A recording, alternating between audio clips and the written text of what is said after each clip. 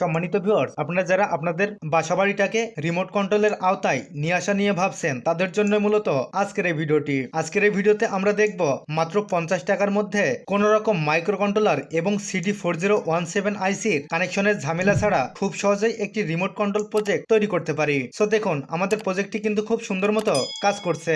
পাশাপাশি আমরা আমাদের হাতের সাহায্যে অর্থাৎ টাচ করেও আমাদের লোডটাকে কিন্তু চালু করতে পারি। সো দেখুন, চালু হলো, আবার বন্ধ হবে। সো আপনারা যারা এই মজার প্রজেক্টটি তৈরি করতে চান, তারা ভিডিওটি স্কিপ না করে মনোযোগ সহকারে দেখতে থাকুন।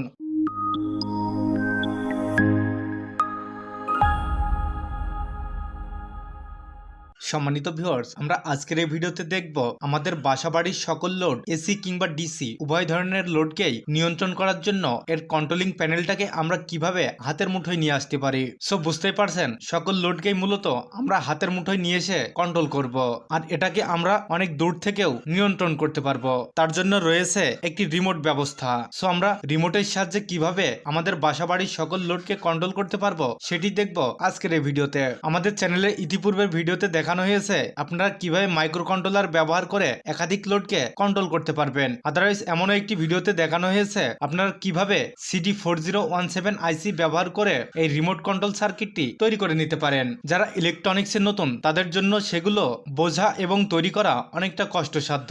সো এজন্য আজকের এই ভিডিওতে দেখাবো খুবই স্বল্প বাজেটের মধ্যে মাত্র 50 টাকার মধ্যে, এবং আপনারা চাইলে যে কেউই এই প্রজেক্টটি তৈরি করতে পারেন। সো আমরা আর বেশি কথা না বাড়িয়ে চলুন ভিডিওটি শুরু করা যাক। সম্মানিত ভিউয়ার্স, আপনারা যারা আমাদের চ্যানেলের ইতিপূর্বের ভিডিওটি মিস করেছেন, তাদের জন্য অবশ্যই সেই ইতিপূর্বের ভিডিওটি দেখে আসার অনুরোধ রইল। অন্যথায় আপনারা আজকের ভিডিওটি নাও বুঝতে পারেন, তার লিংক এই ভিডিওর ডেসক্রিপশন বক্সে দিয়ে রাখবো। আমাদের চ্যানেলে ইতিপূর্বের ভিডিওটি ছিল আপনারা খুব সহজেই কিভাবে মাত্র 50 টাকার মধ্যে একটি স্ক্রিন টাচ সুইচের মাধ্যমে আপনাদের বাসাবাড়ির সকল লোডকে কন্ট্রোল করতে পারেন। সো আমরা দেখেছিলাম সেটি তৈরি করা। সো আজকের প্রজেক্টটির কানেকশনের ঝামেলা এড়াতে আমি পূর্বের প্রজেক্টটি এখানে তুলে ধরছি।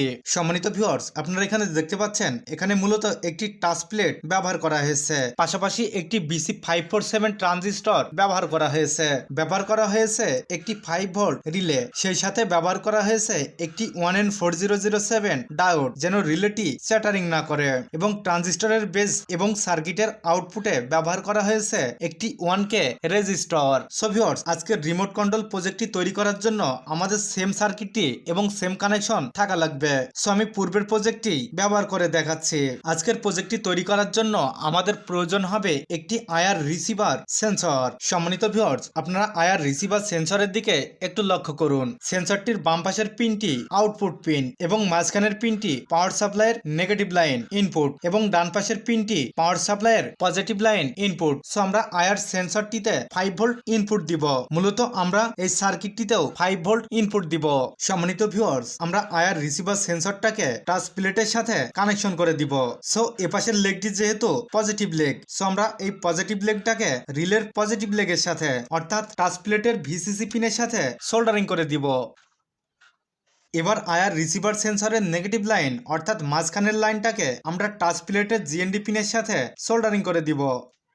সম্মানিত ভিউয়ার্স, এবার আমাদের প্রয়োজন হবে একটি 1K রেজিস্টর। আপনারা 1K রেজিস্টরটি 1/4 বা কোয়ার্টার ব্যবহার করতে পারেন। আমরা রেজিস্টরের যে কোনো একটি লেগকে আমরা টাচ প্লেটের আইসির বাম পাশের পিনের সাথে কানেক্ট করে দিব। আপনারা দেখতে পাচ্ছেন আইসির এপাশে একটি লেগ রয়েছে। সো আমরা এই লেগের সাথে এটিকে কানেক্ট করে দিব। এই পিনটি মূলত এই টাচ প্লেটের বা টাচ অপশনের সাথে এই জায়গার সাথে কানেক্টেড। সো আমরা এখানে সোল্ডারিং করে দিব। তাছাড়া আপনারা যারা পূর্বের ভিডিওটি না দেখে আজকের ভিডিওটি দেখছেন, তারা অবশ্যই একটু লক্ষ্য করুন। টাচ প্লেটে দেখতে পাচ্ছেন এ অপশন এবং বি অপশন। আপনারা বি অপশনটিকে সোল্ডারিং আয়রনের সাহায্যে শর্ট করে দিবেন। সো এবার আমি 1K রেজিস্টরটাকে 1N4007 ডায়োডের সাথে কানেক্ট করে দিব। আপনারা ইতিমধ্যে হয়তো জেনে গেছেন যে আইআর রিসিভার সেন্সরটি আউটপুট হিসেবে নেগেটিভ লাইন আউটপুট দিয়ে থাকে। সো যেহেতু নেগেটিভ লাইন আউটপুট হচ্ছে, সো এজন্য আমরা ডায়োডের সাদা অংশটাকে সেন্সরের আউটপুট পিনের সাথে সোল্ডারিং করে দিব। এবার ডায়োডের কালো অংশটাকে আমরা 1K রেজিস্টরের সাথে সোল্ডারিং করে দিব। সম্মানিত ভিউয়ার্স, আমাদের সার্কিটের কাজ সম্পন্ন। এবার সার্কিটটিতে পাওয়ার দেওয়ার জন্য আমাদের প্রয়োজন হবে একটি 5 ভোল্ট পাওয়ার সাপ্লাই। সো আপনাদেরকে দেখানোর জন্য আমি একটি ব্যাটারি ব্যবহার করছি। ব্যাটারির পজিটিভ লাইনটাকে আমরা টাচ প্লেটের পজিটিভ ইনপুট লাইনের সাথে সোল্ডারিং করে দিই, অর্থাৎ ভিসিসি পিনের সাথে সোল্ডারিং করে দিই। এবার আমরা টাচ প্লেট নেগেটিভের সাথে অর্থাৎ টাচ প্লেটের জিএনডি পিনের সাথে পাওয়ার সাপ্লাই বা ব্যাটারির নেগেটিভ লাইনটাকে সোল্ডারিং করে দিই।